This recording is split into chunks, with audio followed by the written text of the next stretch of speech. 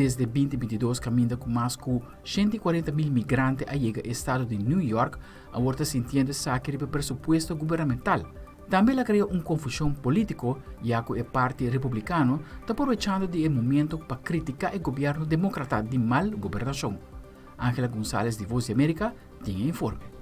El rápido arribo de más de 104.000 migrantes a la ciudad de Nueva York desde la primavera de 2022 ha creado una mella en los presupuestos gubernamentales y no solo puso a prueba las redes de seguridad de la ciudad, sino que también está poniendo en contra a los aliados demócratas, algo que según el New York Times juega a favor de los candidatos republicanos en varios distritos que están aprovechando la crisis para presentar a los demócratas como incapaces de gobernar. Según reporta el diario, el republicano Mike Lawler, representante del Distrito 10, critica la política de proteger a los migrantes indocumentados de la deportación, un estatus de ciudad santuario que ha pregonado la ciudad de Nueva York para invitar migrantes a venir y que ahora, dicen los demócratas, no saben cómo manejarlo.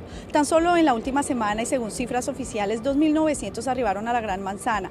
El alcalde Eric Adams en repetidas ocasiones ha advertido sobre los recortes de presupuesto y también ha solicitado ayuda al gobierno federal.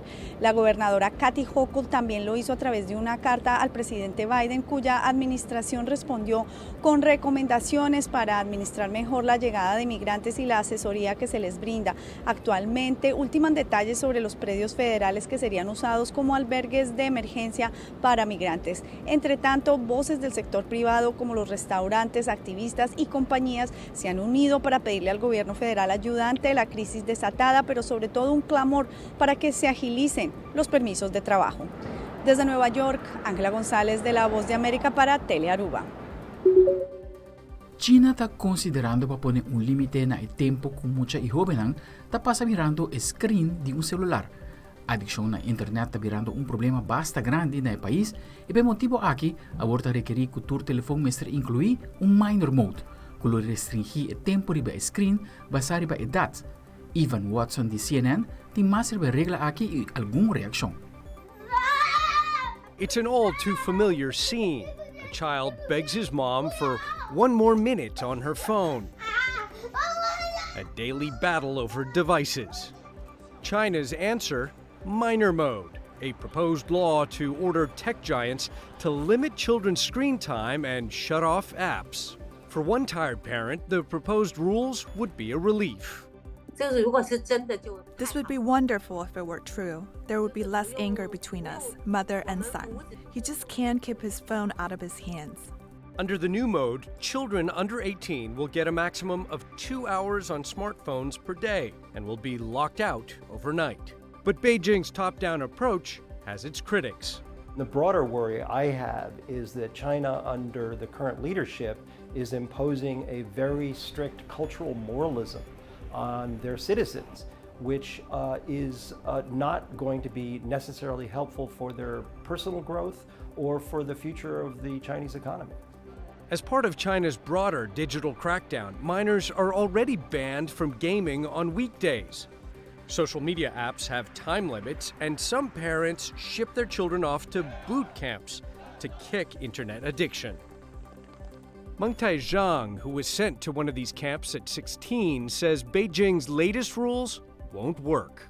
Without those structural changes, limiting children's time on video game won't change anything for the addiction. If they find a way to create a more meaningful space for children to spend their time together and have their parents relax from the work, the situation would be much better. Children are also finding ways around Beijing's rules. This 10-year-old explains. Some kids use their parents' ID to log in. They never put their phones down. They'll look at it until the battery runs out.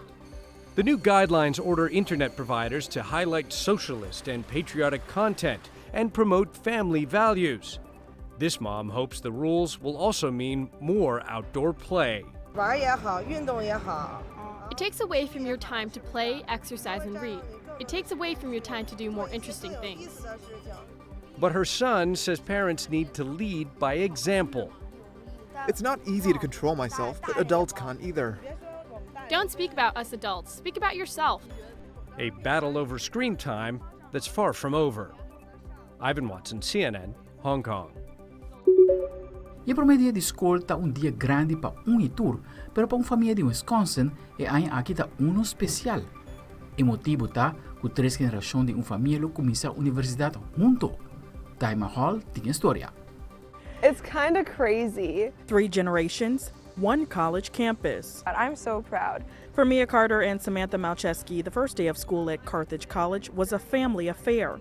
This year, they'll be sharing the campus with their mom and grandma, who both decided to join the School of Business this year. Mom, Amy Malcheski, has worked at the college for years. She knew she wanted to pursue a degree of her own and got the idea for her mom, Christy Schwan, to join the same program. I just feel really proud to be watching my daughters grow up and become more mature and have new experiences, but then also to see my mom accomplish something that she's always wanted to, and then even to accomplish something that I've always wanted to myself. I'm just I could probably burst. I'm so proud right now. Following retirement, Christy says pursuing her master's is something she always wanted to do, and she's thrilled to share that experience with her daughter and granddaughters. It's just fun to be able to see them here when I'm on campus. The inspiration to dream big crosses all 3 of these generations. My mom raised me, obviously, to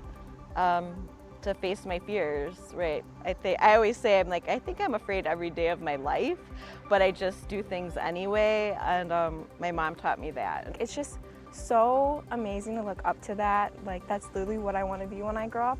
I want to be able to do whatever I want. And while learning lessons herself this semester, Christy hopes to pass along a lesson of her own to her girls. I want them to know that age is meaningless. All 4 ladies say they're excited to share the school year together and maybe have a study date or 2.